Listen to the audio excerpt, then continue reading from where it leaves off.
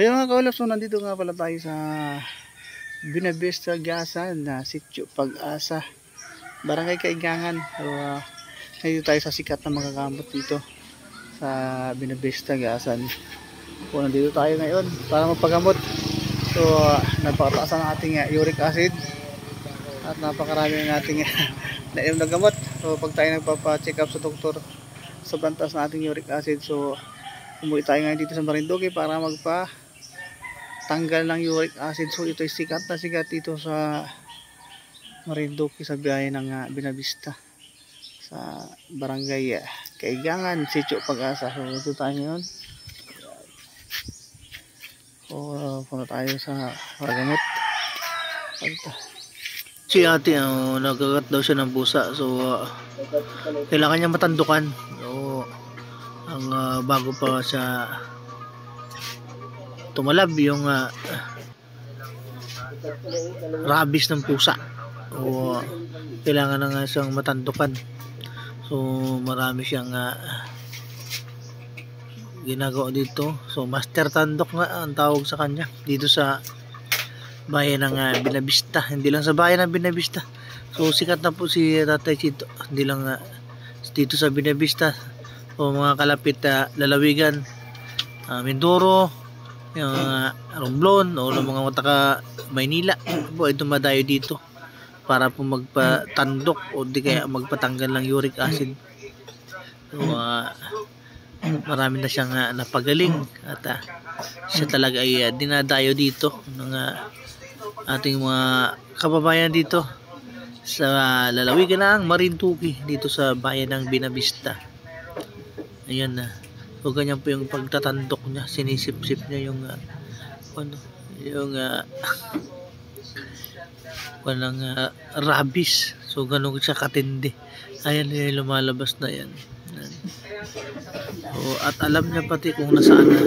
Halimbawa matagal na yung kagat sa'yo, so matagal na, so nalalaman niya kung nasaan na siya, nasaan na yung rabies. So kung naglalakad daw kasi ang rabies pag matagal lang nakagat, o bago pa man mapunta sa utak natin yung rabies, so kailangan na siyang mawala. Ayun, tapos na. And yan, ito naman si kuya is magpapatanggal ng uric to, uric.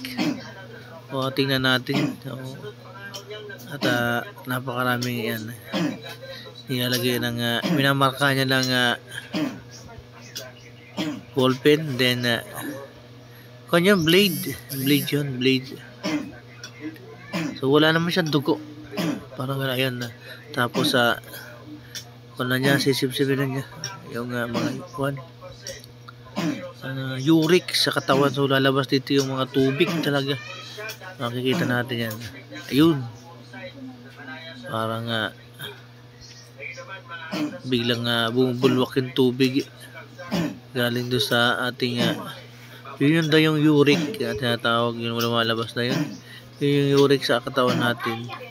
So sa mga nagtatanong ano po yung ginagamit ni Tatay Chito sa pag yung hawak-hawak niyang pagsipsip, ang sabi ng iba is daw to sungay ng usa.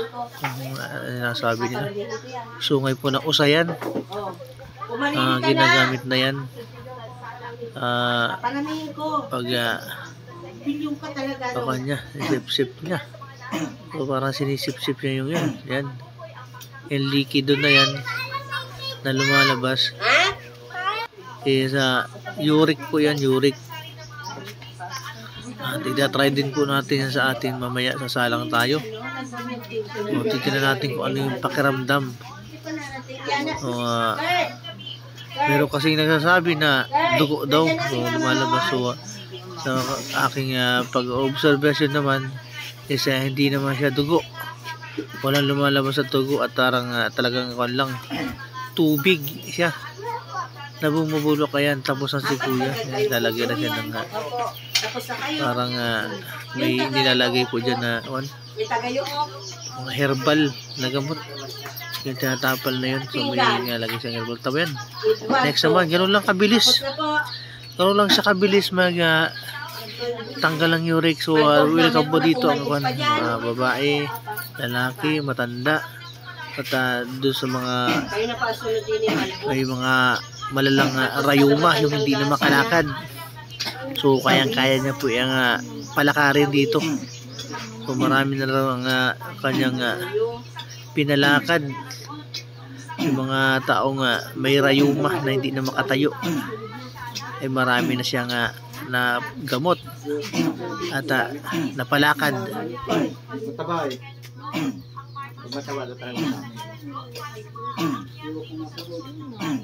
Ayan. At tayong ay bumiyahe ng magita 2 oras dahil kami galing pa ng Buwak. So medyo malayo ito. Dadaanan mo pang Gasan, bayan ng Gasan para maabot ang Binabista.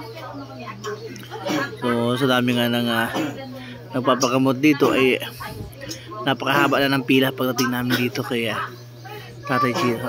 So ayan po. At kasama ko dito yung nanay ko, kapatid ko, pamangkin ko. So yung pamangkin ko maliit, kagat ng aso, yun, magpapatandok na rin siya. Yan. So upper body at lower body yung kinukuhaan niya ng sa unang session. Pag unang session, upper and lower body yung kinukuhaan niya ng uric acid. And then kailangan mong makatatlong session dito para matapos yung iyong gamutan. O ako ay nakadalawang session na rito. Makita, 2 oras. Padalawang session na natin so, dahil dito. Balik na natin Buwak. to. So ngayon lang natin ito na 2 araw, 2 oras. 2 oras kami nagbiyahe. So kasama ko yung aking nanay. So magpapatanggal. So itong naka-green, so ito yung asawa ni Tatay Chito. So ito yung dala namin tricycle. Ito yung dala ko ng tricycle. Aayos ng pila. Ayan, ito ang bahay. Naglalagbok and then nagamot. So punta dapat natin. din po pala pag pupunta kayo dito, yan, nakita nyo yung mga bulak na yan. So dapat po pag pupunta kayo dito at magpapagamot, dapat mayroon kayong dalang bulak. Tapos band-aid at saka blade. So yun yung dadalhin nyo. And then yung bayad po is nasa sa inyo na po ang bayad. Wala silang hinihinging amount na bayad. So kusang loob lang po yan. So sa totoo lang po ang binigay namin nung unang punta namin dito. Ayan, ito yung area niya. Unang punta namin dito is 50 pesos lang po talaga inabot namin doon sa back. So kami ay 6 na magkasama. So bali 300 lang yung inabot namin. So ayan, ito yung kasama ko. Yan yung asawa ng aking kapatid. Yan. O ito yung takong tricycle. O yung lumang tricycle namin na umabot dito mahigit 2 oras. Yan. So makikita nyo yan. Ito yung lugar. Ito yung area na gamutan.